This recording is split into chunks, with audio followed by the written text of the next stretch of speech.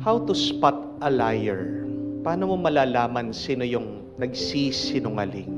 Lying is a major offense.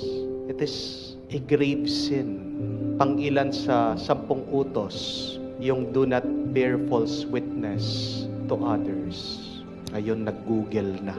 10 utos na lang, hindi pa memorize. It is the 8th commandment. Huwag kang gagawa ng salita laban sa iba. Huwag kang magsisinungaling. But this sin is one of the sins that we most do. Ito yung kasalanan na palagi nating ginagawa. Palagi tayong nagsisinungaling. And why do we do it? We have different motives. Marami nagsisinungaling kasi tinatago nila yung kasalanan nila. They want to save their faces. Meron silang pinoproteksyonan na pagkatao. Ayaw nilang masira kung sino sila. Kaya nga, they put on a mask. Pagsisinungaling, pagpupunwari. Meron din mga iba naninira.